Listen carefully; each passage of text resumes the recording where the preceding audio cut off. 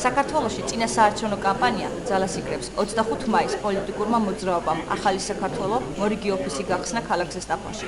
პარტიის ხელმძღვანელის გიორგი ბაშაძის თქმით, სხვა ძალებისგან განსხვავებით ისინი თავიანთ მხარდამჭერებთან საკუთარ სახლში გახსნიან ოფისს და ასე ერთმანეთის გვერდით დგომით იწყებენ საარჩევნო კამპანიას.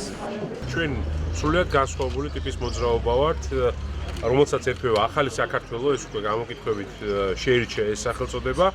და რა არის სიახლე ამ ყველაფერში? დიახ, სწორედაც ოჯახებში, სახლებში იქნება ჩვენი ოფისები და საქმეც იქნება ესეთი სიტბოთ და ესეთი თანადგომით და ერთად ყოფნით გაკეთებული. ნაცვლად დაპირისპირებისა თანამშრომლობა, ნაცვლად ერთმანეთის გინების და საქმეზე ორიენტირება და საქმის კეთება, ნაცვლად ერთმანეთის დაჭერაზე ორიენტირებისა, გაჭირვების დამარცხება და უმუშევრობის დამარცხება, რაც ძალიან მნიშვნელოვანია. აი ეს გაგვაერთიანებს ყველას ჩვენ და აი ეს იქნება ჩვენი მთავარი წინაპირობა, რითაც ჩვენ ვიმუშავებთ მთელ საქართველოში. ეხლა ზესტაფონში ვართ, ქუთაისში მივდივართ, მერე ჩოხატაურში და ესე დავდივართ მთელ საქართველოში და ხედავთ, რომ ძალიან ბევრი ადამიანი უერთდება ჩვენს მოძრაობას.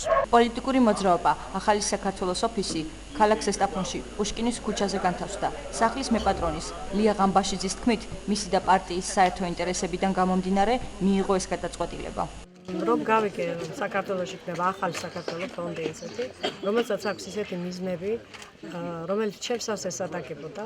იქიდან გამომდინარე მივიღე გადაწყვეტილება, მე დადგა საკითხი ზესტაფონში არ იყო ოფისი. და რა თქმა უნდა, ამ ხელა სახლი გვაქვს და ვიფიქრე, მე ჩემ შრომას ჩავდებ ამ საქმიანობაში. და აქედან გამომდინარე და ძალიან თავამად მაშინვე სპონტანურად მივიღე გადაწყვეტილება, რომ გავგეხსნა ოფისი. ახალგაზრდები შევერთით გიორგი ბაშაძის მოძრაობას, მე თვითონაც ვიყავი გიორგი ბაშაძის პროექტის მონაწილე IDF-ის ინოვაციების და განვითარების ფონდის. როდესაც გამყოფის შესახებ შევერთი ზესტაფონში ყავს რამოდენიმე თანამოაზრე, რამოდენიმე კი არა, ბევრი თანამოაზრე ყავს. და რა ვიცი, მხარს უჭერთ გიორგი ბაშაძის სახელმოძრაობას, უძრავთ გვერდში მაქსიმალურად, რაც შეგვიძლია. გიორგი ბაშაძე სამეგრელოში კორცხელში მომხდარ ფაქტსაც გამოეხმაურა. მას საგანგაშო უწოდა და პასუხისმგებლობა ხელისუფლებას დააკისრა.